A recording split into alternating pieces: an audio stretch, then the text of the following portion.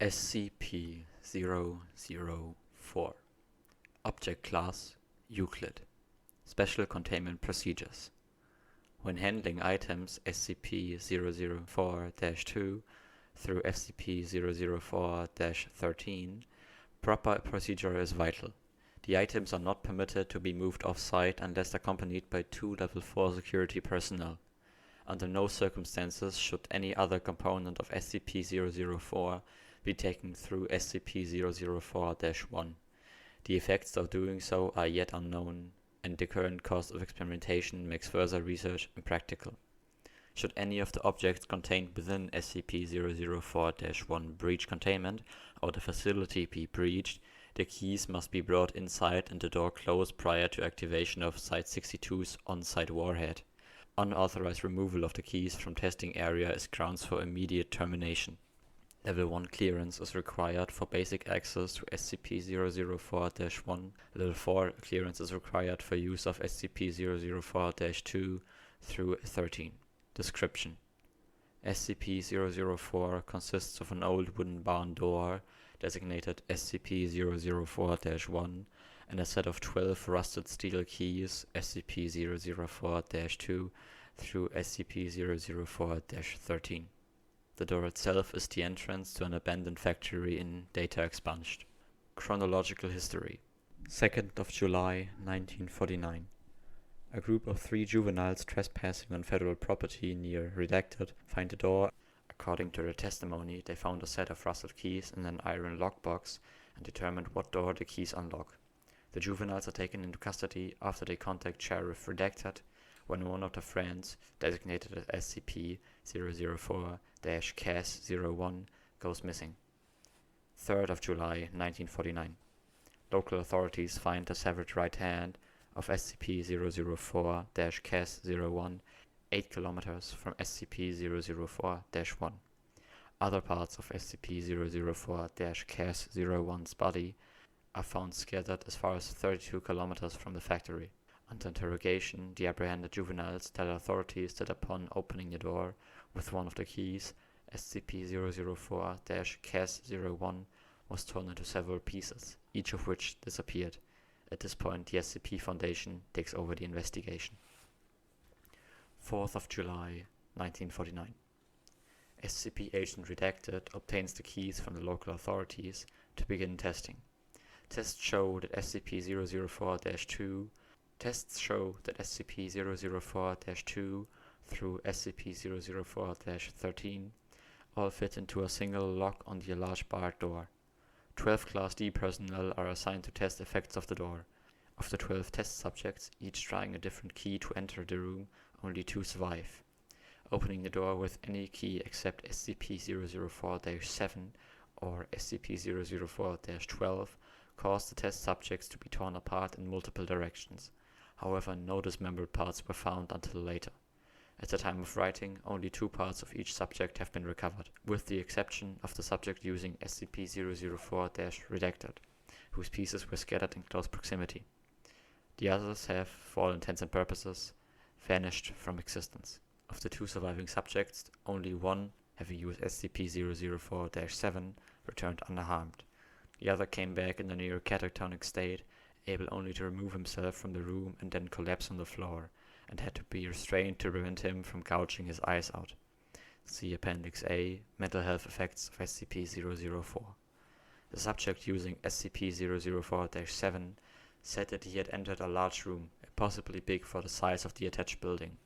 After his exit, SCP-004-1 was propped open, and an armed squad of level 3 personnel entered.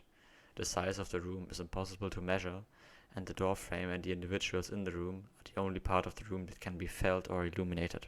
16th of July 1949. The juvenile suspects and Sheriff Redacted are terminated.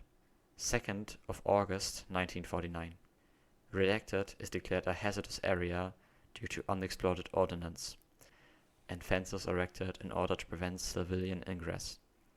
Tests to determine safety of exposure to environment behind SCP-004-1 begin. 1st of December 1950. Space-time anomalies resulting from exposure to SCP-004 are confirmed. Testing is suspended until further notice. 2nd of July 19 redacted. The unaccounted for remains of SCP-004-CAS-01 appear unexpectedly outside SCP-004-1. Despite being killed decades before, the remains of SCP-004-CAS-01 are not decomposed in any manner and are still warm to the touch. Blood remains uncoagulated. The remains are remanded for testing. 4th of July 19 redacted. The unaccounted for remains of one of the 12 original test subjects appear in similar manner to those of SCP-004-CAS-01. The remains have been designated SCP-004-CAS-01. Records suggest that both SCP-004-CAS-01 and CAS-02 used SCP-004-redacted. 21st of March 1999. With the massive proliferation of nuclear weapons and World War III only redacted years away, construction has begun on a site inside SCP-004-1. The site is to stock supplies for redacted person days. 21st of April 1999. Redacted has ordered the site inside SCP-004-1 to be expanded to include emergency storage for all mobile SCP-redacted specimens and a redacted petabyte database for the storage of all SCP data. The facility is now referred to as Site 62. 25th of September 2000. Site 62 is operational. Labs and containment units are complete and can contain the most dangerous specimens. Backup of the SCP database has begun. 25th of January 2001. Due to time anomalies, see space-time anomalies below, all personnel working at Site 62 are now required to reside on-site permanently. Families of personnel are to be informed that loved ones perished in an industrial accident. Cloned bodies have been prepared for funeral. 14th of August 2003. Massive power outage across northeast United States and through Canada. Due to the initial failure of multiple SCP generators, Site 62 was without power for 53 minutes. During those 53 minutes, those on site were completely without any source of light. They reported sensing creatures and people, although no abnormal entities could be seen or felt. Selected facility personnel were allowed to read redacted, Appendix A, and said the creatures sensed were of humanoid size, but otherwise similar to the massive green creature described. Space-time anomalies. SCP-004 seems to propagate spatio-temporal anomalies.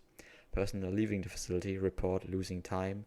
Those who have been in the site for weeks insist that they had only been in the facility for several days, and records of work completed and supplies consumed support their claims.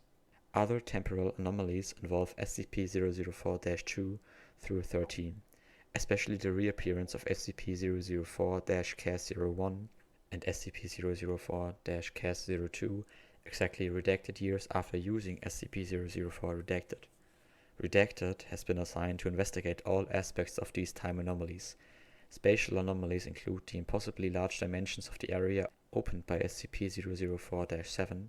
Similarly, the 2003 blackout incident suggests that there exists an alternate plane of existence within the same space that Site 62 occupies. Additional notes. Testing of SCP-004 reveals that 10 of the keys open SCP-004-1 on a dimension where the laws of physics and topology are significantly different than those of our home dimension. Test subjects meeting these hostile conditions are torn apart, their body parts deposited in various locations, only 3 of which have been verified to be on Earth. Material deposited at 2 of these points appear immediately. Material deposited at the third appears exactly redacted years into the future. The other 7 locations are currently unknown. Current testing focuses on 2 avenues of research. The first is finding ways to survive SCP-004's hostile topologies.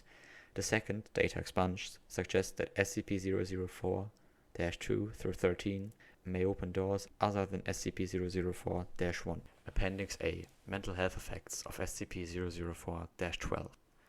All Class D personnel using SCP-004-12 return in a catatonic state, unable to speak.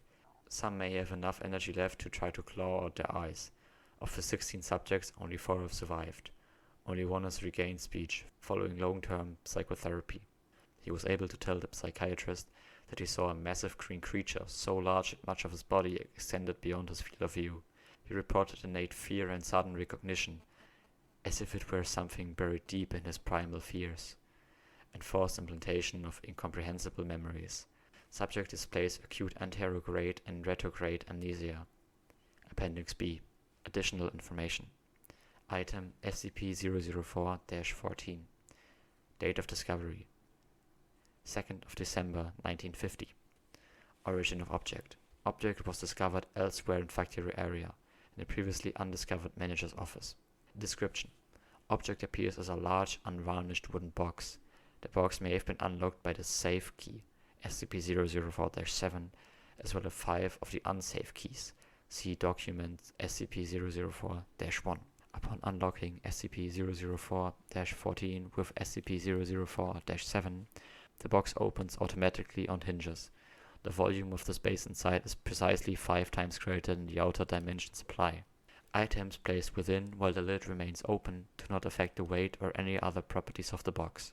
When the lid is closed and locked, however, all items inside vanish irreversibly. Personnel locked inside the box are also irretrievable, although losing personnel in this fashion appears to affect significantly the dreams experienced by data expunged.